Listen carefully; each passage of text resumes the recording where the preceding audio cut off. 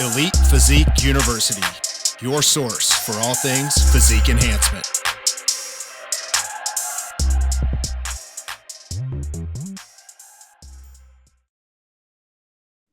Hey, what's up, everyone? Welcome back to Elite Physique University. I'm John Gorman, one of your three hosts today. We got Kayla in the house. Kayla, what's going on? How are you?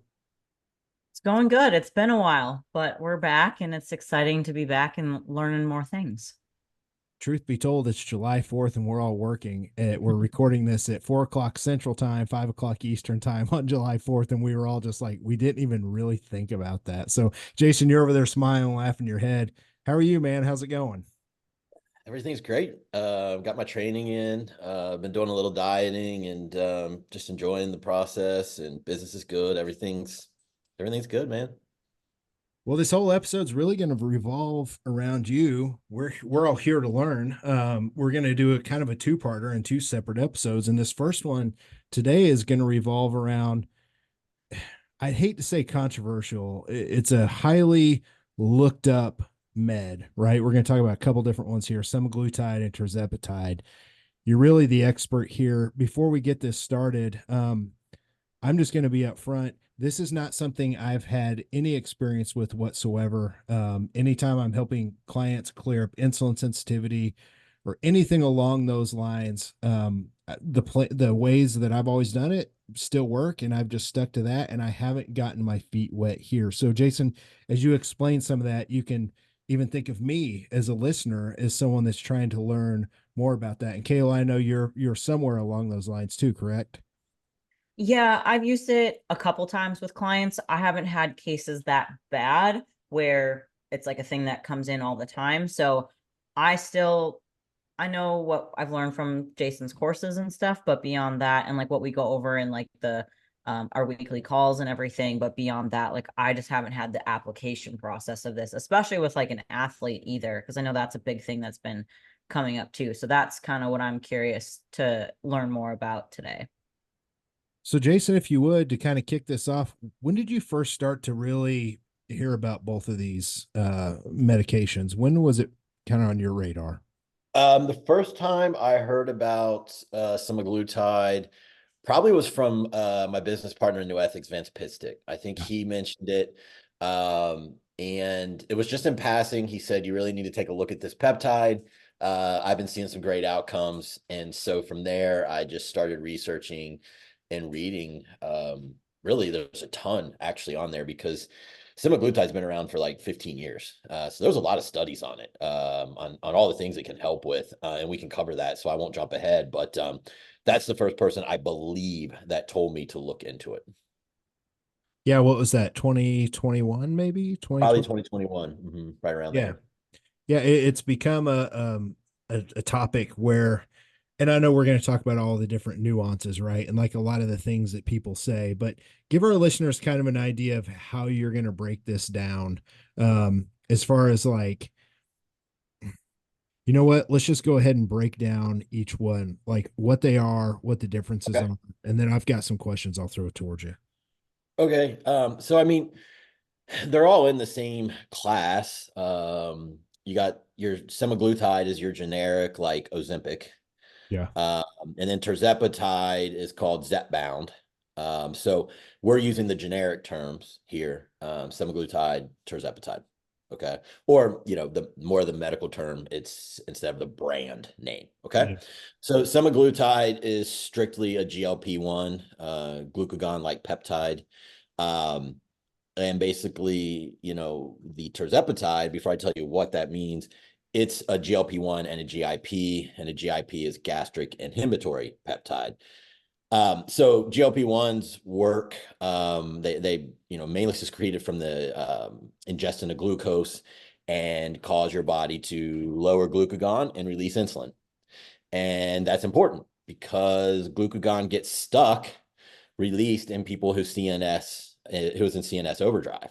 And so if you put them right into a diet and they're already in CNS overdrive, you're probably not going to get the best result in terms of lowering glucose. So this can override that push of that glucagon up from norepinephrine, from cortisol, bring that can actually release insulin at the properly timed intervals when you eat. instead of later, or not timing it right. So that's kind of how they both act. The tirzepatide is like second gen with the GIP. And I've just found you get a little bit less side effects because nothing is without side effects, and we should cover that too. But I'll stop there for now. So if you would, and Kayla, chime in anytime that you want. If you would, Jason, let's talk about some of the myths. I think maybe that's probably a good one to get out, Yep. because Yep. you see a lot of people that don't understand meds in general. Like they'll always throw out all these myths, right? And then they spread like wildfire. So are there any myths that you want to cover and talk about? Well, yeah, I mean, so there was a main study done on untrained athletes taking this at high medical doses. I think they had the semaglutide at 2.5, which is the highest dose, somewhere around there. And you start usually medically at 0.5 mgs. And I've found even microdosing it with athletes is where the real benefit can be. But with people who are more diseased state, need more. But anyways, they were at the top dose and they were eating 500 calories. So they're not training with weights, they're not giving their muscle any stimulus, and they're eating 500 calories. And they lost 40% of muscle tissue. And then 60% came from water, fat, bloat, whatever else, Yeah. right? So everyone, of course, jumps on the bandwagon and says, these meds are terrible. You are going to lose all your muscle and blah, blah, blah, blah, blah. Well, I mean, we know HCG has a lot of application too, but it was vilified too when it was paired with a 500 calorie diet, right? Right. So these meds are not without side effects. But that is the biggest myth. And then people want to say, well, it curbs appetite. So these people are just cheating, which is amazing to me in the fitness community, where people will take everything and anything to get their body where they want it. But all of a sudden this is bad is Right. hilarious to me, really. And so what we're going to try to do today is I'm going to tell you all the benefits too. We will go over some of the side effects that you need to watch for, but a lot of times side effects are in the dosing. So one of the main things then, if you don't mind getting people kind of started on this. So I'll give you an example. Jason, you and I have been talking about insulin sensitivity resets for 10, 12, 15 years now, right? Very common when someone has high A1C, high blood sugar, high insulin, what maybe all of it, right? We do things like use a GDA, we lower carbs, maybe some keto if needed, and we do the things that generally still work. And I still use these protocols. Maybe even a metformin's thrown in there from a doc, right? If there's an issue. Where are you seeing this stuff start to come in? Are you seeing a lot of people putting it in right out of the gate before exhausting some of these options? Is there a place for it? Kind of tell me how that ties in with something like insulin sensitivity and improving that. So the further along disease someone gets, the more likely they're going to need this type of medication Okay. to reset. So I'm going to try to go back and explain to you why you can't just always throw these people who are really far into the weight loss resistance trap right into keto. Yeah. Their body's been in CNS overdrive. They've probably already been eating low calories. They've already screwed up their BMR. They're continually dumping cortisol, and when cortisol and norepinephrine signal glucagon. When that is up, you are not efficiently releasing insulin. So as you're eating carbs, they are continuing to circulate, and you are getting inflamed every year as you go along. Now, if you can get that person to stop signaling cortisol and get them calm, then you can throw them into keto. But to throw them right away is going to make the problem worse. And I was in the same situation. My cortisol is 22. I was trying to diet. I was getting nowhere. My insulin was 16. I mean, I could quit all my jobs, but that wasn't going to happen. I'm a stress bucket. I mean, it is what it is. And so I had a couple options, and metformin wasn't doing it either. So why this worked is because my cortisol is still up. I'm working on it. I was able to get that glucagon to drop so my body can start signaling insulin proper again and shuttling carbs. My fasted insulin immediately dropped from 16 to 6 in 6 weeks. That would have taken me months and months and months if I would have even got there. All disease starts with inflammation and metabolic inefficiencies, all of it. That's where we start fading, and then cells become senescent. Cells then get DNA damage, then they replicate, and that leads to cancers, et cetera, et cetera. It's all about metabolic inefficiencies. These drugs are very, very important, I think, to society at the moment. I think I just went off on a diatribe. You can bring me back on, but where do you want to go from there? I, yeah, no, I go ahead, Kayla. I was just gonna say, I think that's where a lot of coaches get ahead of the game, where they don't decrease that inflammation first, and that, like Jason said, that's where everything starts, is from the inflammatory response, and they just want to be like, okay, we got to push right into keto, and that's just going to make it worse because that's a stressor in and of itself. So it's going to drive that inflammation. So taking the time to pull back and do that kind of stuff and stress management is going to be the first step to like really setting them up for success. Otherwise, you're going to go through this whole protocol and it's not going to work. Right. And so, you might, John, be able to, in my course, I teach, rest them, flush them out, working on the functions, and then try to diet them. But you can even take care of all those things. And if you've got intense cellular inflammation, you aren't going to see it on labs. Everything's going to look okay. They're still not going to be able to drop weight. Yeah. So this is where this shines. So no, I would not say just put it in. If you're obese and you have bad A1C and all that, and you medically need it, go for it.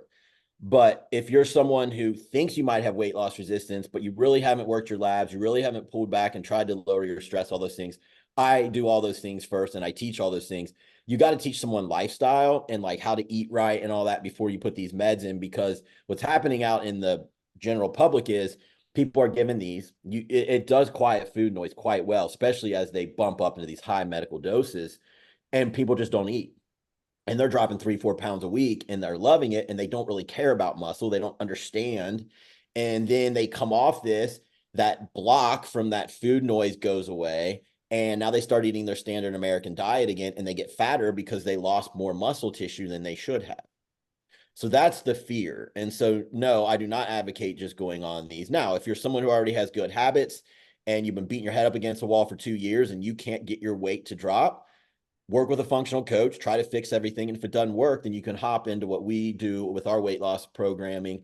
And we do use these peptides. And these peptides are amazing, especially for women in menopause who are really, which really it acts like an autoimmune disease. They're puffy, they're hair shedding, they're grumpy. I mean, it's really, most of the symptoms match up. So it's really shining in that 40 to 55, 60 category of females who body has just kind of crapped out on them.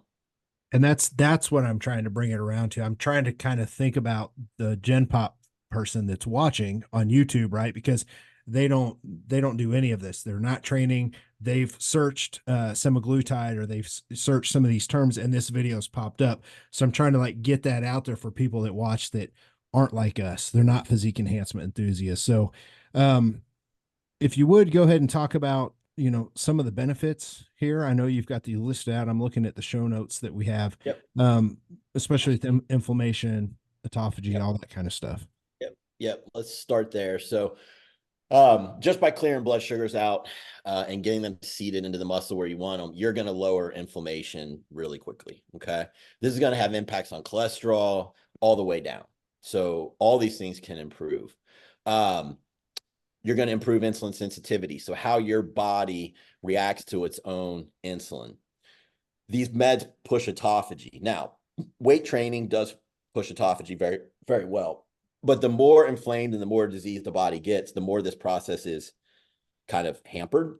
And so what's happening is, especially where the immune system's involved, the immune system, these cells don't go through apoptosis, which is like cell death. They just start building up. And so you need autophagy to get in there and start lowering this immune response. And semaglutide, tirzepatide does this amazingly. Okay. Now, once that happens and you push out those cells, now you bring in new. These senescent cells go out, they're metabolized, you build new, and now you've got better mitochondria, and you've got hormone receptors that are going to hear the hormones again. So now you're going to have a better response to whether, if you're on thyroid meds, if you're on TRT, any of these things, any of your own hormones, you're going to have a better response. So that's a major one. It does quiet food noise. So people who, are really struggling with issues, it can help. Now, a lot of times people who are overweight don't have any Akkermansia, and Akkermansia is one of the best bacteria in our gut for making GLP-1s. So, you can kind of see the connection there. And so these meds can really help with that food noise and calming that anxiety around food.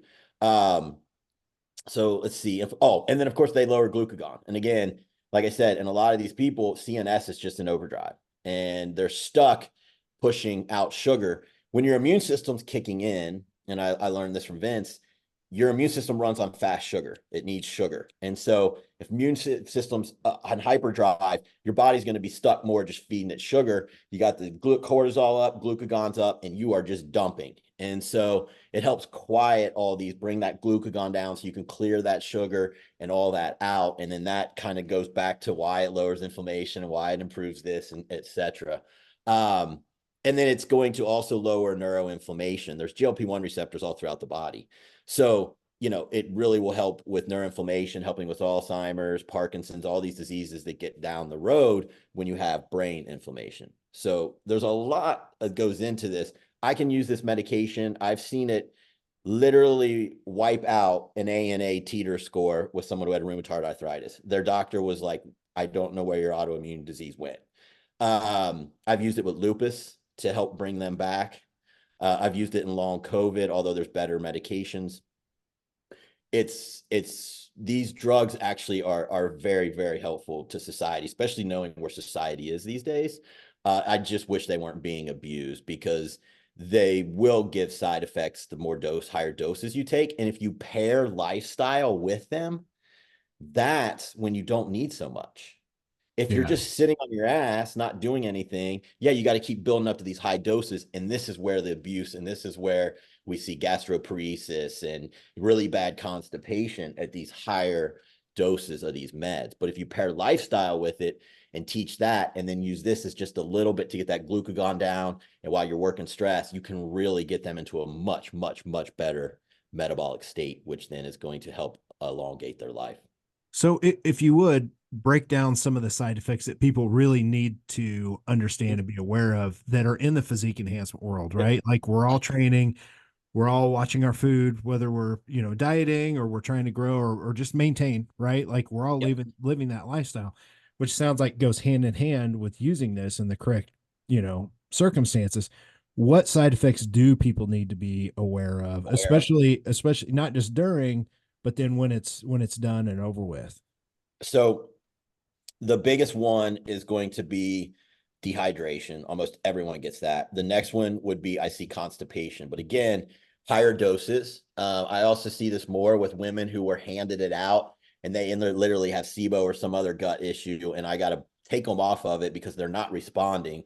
By the way, if you're so inflamed, 20% of people don't respond to this. It's not because they can't respond. It's because even this medicine can't overcome what is going on in their lifestyle.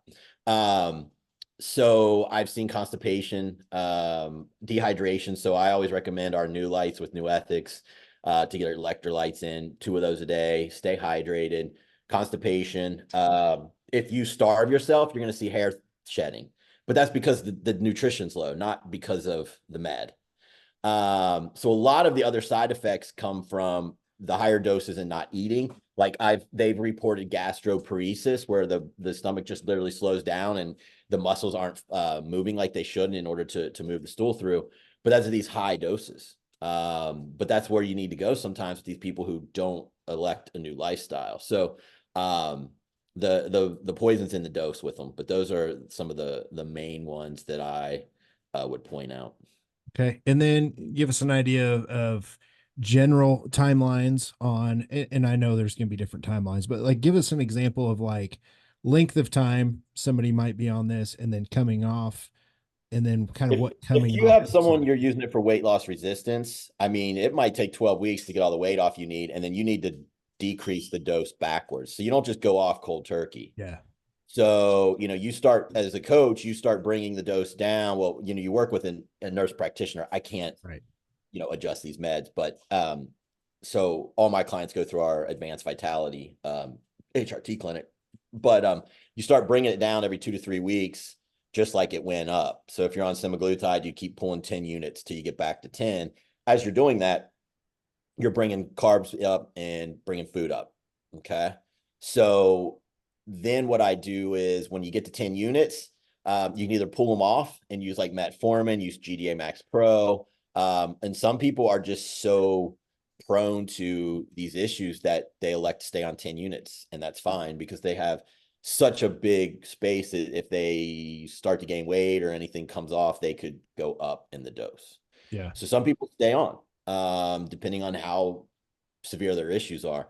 People who are healthy, like us, you can use it in 6-week jaunts to, reset insulin sensitivity, pull down cholesterol, pull down your fasted insulin, all these things, and get it off in 6 weeks. And I pop in and off. I don't reverse it because I'm not on it that long and I'm on a micro dose. And we can talk about that when we talk about the slingshot method. But for people that are a little more diseased, I'd probably say at least take 12 weeks. And it might be longer. And then you reverse out. So. And speaking of other, speaking of like GDA Pro, right, or anything berberine based, like a good GDA, like what you guys have, or metformin, is there ever a time to use these in conjunction with semaglutide or tirzepatide, or do you like to save those I prefer not. Maybe if you're really trying to lean out fast, or just it's not working for you, you don't want to up the dose, maybe bring in metformin. But I would say not to use them together, and then that way you could do like 6 weeks of tirzepatide, 6 weeks of metformin, 6 weeks of tirzepatide. If you're one of those people that just batter your weight and it just starts to inflame quickly and go back to where you're losing sensitivity, you can just juggle back and forth, and that way your body never gets used to any of them. And then another question, because I know we've got people that compete, competitive bodybuilders, where hunger is brutal at the end. Where's this play a role in prep? This is not something we had back in the day. Well, I mean, listen, it helps food noise big time. Again, this goes back to where coaches, it's okay to use DNP and clenbuterol and trenbolone and all these things, but heaven forbid you use something that might quiet your food noise and your anxieties less, which means your physique's going to be better, right? Yeah. That's what I'm finding. I just don't have as much anxiety around food, and so I'm probably got my cortisol the lowest it's ever been. So that's probably why my physique's also coming along really well. But micro doses of these things are what someone who's a physique enthusiast would want. Just the lowest medical dose of semaglutide is 10 units. That is 0.5 mgs, so maybe 5 units for a physique competitor once a week. And then tirzepatide, the lowest dose is 25 units, which is 2.5 mgs, and then it titrates up. I would say use 12.5 units, which is 1.25, or even use 6 units, which is 0.625 once a week, somewhere around there. And it would definitely help. Another application is people who come off prep, who really struggle and throw on that 30 pounds, put them on a very low dose. It'll just quiet that noise, and their body will stay really efficient because remember, their cortisol is going to be really high. So they are going to have that higher glucagon. So insulin is just not releasing as efficiently. It'll bring that down and allow what food they are eating to be served, put where it needs to be put, and keep that food noise down a bit. They won't be craving the sweets as much, things like that. You really don't crave sweets. I crave fruit, but as far as like going and having a ton of sweets, not really. Fried food doesn't sit well with it. Alcohol doesn't sit well with it. So if you're someone who has alcohol problems, a small dose of this, you'll probably stop drinking, or at least a good amount. So there's a lot of application to it. It's just the poisons in the dose is what I want to keep really reiterating with people. It sounds like with anything else, like there's some amazing medications out there, and then people get their hands on them and they do stupid shit, right? And they fuck it up for everybody, and then it gets bad press and things of that nature. So, Kayla, is there anything that's popping into your head? Do you have any questions for Jason, or any protocols you have questions on? Yeah. I think I kind of know the difference between semaglutide and tirzepatide, but are they pretty like interchangeable, or is there like certain scenarios you'd use one over the other? Not really, at least that I know of. I know for me, like what really decides some people's choice is price. Semaglutide's cheaper because it was first gen, and then the tirzepatide has the GIP, which, like I said, seems to come with a little less nausea, so you pay a little more for less side effects. But they will both get the job done. Now, I've seen people on message boards say that one or the other worked better for them. I don't know what chemistry or what would have caused that. I suspect that they probably just got more side effects from one of them, and so they just didn't do as well in terms of, getting the inflammation down and things. But I don't, at the moment, I don't know to say, hey, if you're dealing with like lupus, give them semaglutide. If you're dealing with just weight loss resistance, give them tirzepatide. I don't see much of the difference because they do still act the same. Okay. That was my biggest thing, just because I haven't had a case with tirzepatide yet, because we started semaglutide always first, and then I just haven't had a case that's come up that's needed it again. So in the I future. had one gal on weight loss resistance programming. She was so nauseous on the lowest dose of semaglutide. We switched her over to tirzepatide, and it was manageable. She was fine. She got the results she wanted. So, her body just didn't do well on it. And I will tell you, when I used it myself, I got reflux on it. So, Okay. I had one like tirzepatide, that too, yeah, I get where nothing. Yeah. mine was the same. She was just like, we had started with the smallest dose, and we had to stay on that for like 6 weeks because she just was constipated, Yep. just really nauseous. And then all of a sudden it just like went away, and we got to bump up, and like it was fine. So it Fine. was the weirdest Yep. thing. Sometimes you got to push through it. What I would do next time is probably just cut the dose in half. So let's say she was on 10 units, just put her on 5 next time and just wait it out. But like I said, if you get someone really bad, sometimes the switch to tirzepatide is the way to go. So yeah, I mean, they're not without side effects. And like I said, if you get them, I would pull the dose down. Just pull the dose down until you get acclimated, like Kayla said. Find an area where you're not having sides or it's manageable for you, and then push forward. So One thing that I have a question about, is you use, I think metformin's awesome, but over time your body gets used to it. So then you have to up the 100%. dose, right? And then you have to keep upping the dose, upping the dose. So um obviously it's not something you can just leave at say 1,000 once a day or 500 once a day. Like you have to keep upping it, unfortunately. With something like this, what's the acclimation like? Are you need to slowly bring it up over time? Is this something to where, I I, mean, I know it's I think you application can get based. probably about 2 years out of a dose that's working for you. But that's why I advise, if you're someone who you're prone to type 2, like it's just in your family, you're Yeah. older, these were working for you. I'd do like 8 weeks on one of them, then 8 weeks on the other. Back. So like what I mean is 1,000 mgs of metformin for 8 weeks, then the lowest dose of tirzepatide or semaglutide for 8 weeks. Go back and forth so your body never acclimates and you won't have any problem.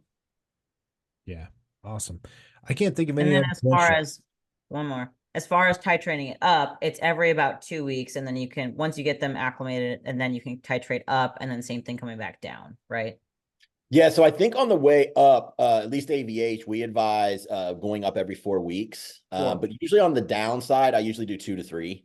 Unless our MPs are like staunchly like, no, we want them on 4. And I'm like, okay, cool. Like we'll drive it down every 4. But if I can get it done a little quicker, I generally do. Okay. And then So I generally don't push up until like they stall. So like, let's say someone's on just the 10 units of semaglutide and they're just clipping along. When it gets near to their 4 weeks, I'm like, hey, like you're doing great. Like, don't up that dose. Like, just Mhm. chill. Why So change it if it's working? exactly. And why take more of something when you don't need to? Yeah. Right. Right. Jason, I'm putting it here in the show notes for anyone listening or the description on YouTube, depending on where you're watching or listening to this. Put a link up to your classes and to Advanced Vitality. So if people want to learn like really in-depth protocols, you've got medical professionals that are in your classes, you've got your whole HRT clinic. Just let everybody know a little bit more about where they can learn the exact science and details, because this is just kind of a brief overview.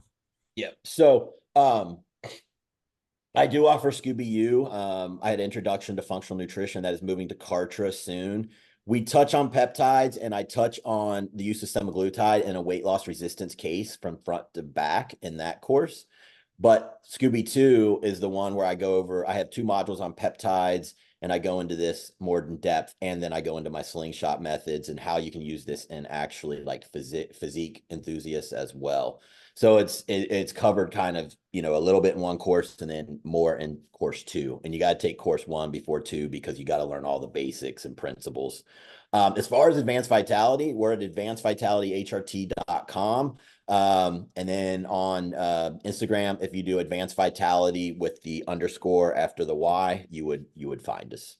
Yeah, I'm going to link all that in the show notes.